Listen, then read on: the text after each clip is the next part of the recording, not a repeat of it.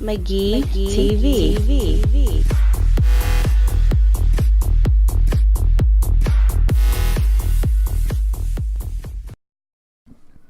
I have been following the development of a game on the Retro Indie Pixel Game Facebook page for the last few years. Watching the creator revise earlier concept sprites and ask for advice on animations, I enjoyed seeing the game grow from concept to a playable demo. Originally titled Lamevania, Nightkeep harkens back to the Metroidvania formula established in classic 2D games like Castlevania Symphony of the Night and Super Metroid. The game's creator, Milan Svati, established a Czech and Slovak RPG maker community named RPG2Heaven. Now leading a small team under the same name, he hopes to create a full-fledged game. As a huge Castlevania fan, I have been starving for a new game in the series for years, so I became quite excited when I saw the beautiful JRPG-style character and enemy designs for Nightkeep. The game is now on Indiegogo with a modest goal of $10,000, with a few small stretch goals at the $15,000 mark. The game's Indiegogo page features not only a trailer, but also the alpha demo of the game.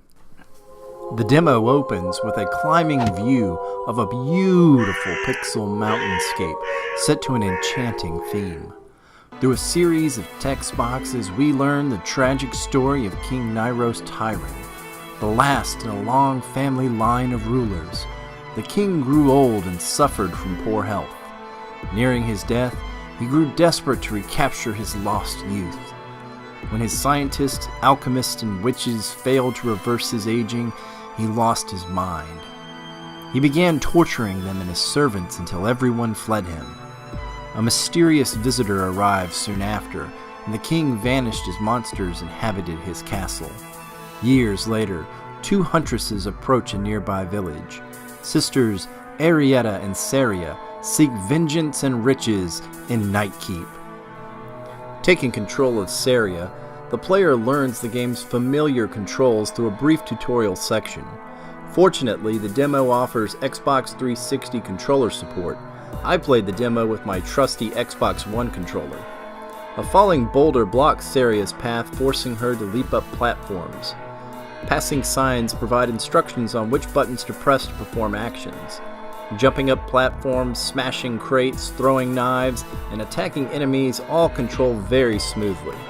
Upon finding her sister, the player takes control of Arietta. Saria instantly becomes a companion to Arietta, providing a stat boost. Arietta wields a dagger and also throws knives. After this brief interlude, the player enters the village.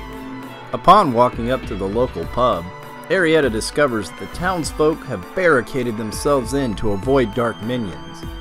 They refuse to allow the sisters into the bar before the village is clear of the flying freaks. Battling the dark minions, Arietta searches the empty buildings, only finding loose coins.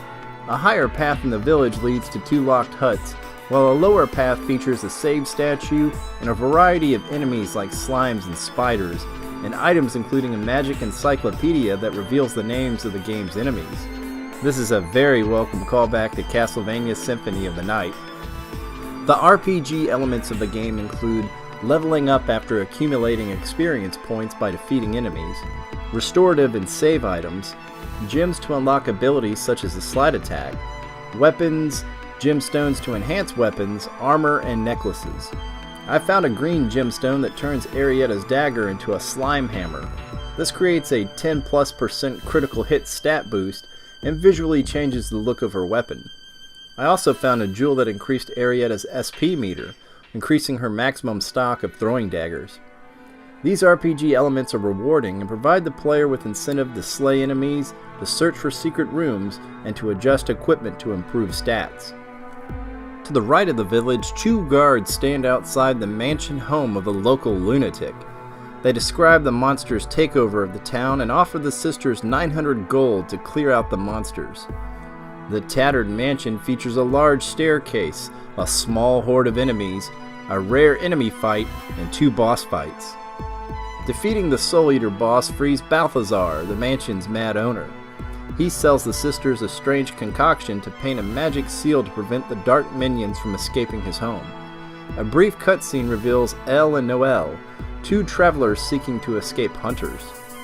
After receiving the magical paint, Arietta must return to the mansion's entrance. Painting the seal ends the demo's story, but you are allowed to continue exploring the village and other previously visited areas. I very much enjoyed playing the demo, so much so that I backed the game on Indiegogo.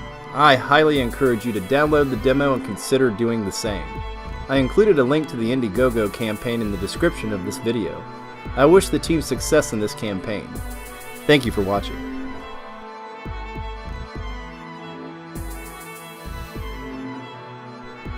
Please let me know if you agree or disagree with my review by commenting below, or visiting us at McGeeTV.com, or on social media at McGee_TV on Twitter, Instagram, and Facebook.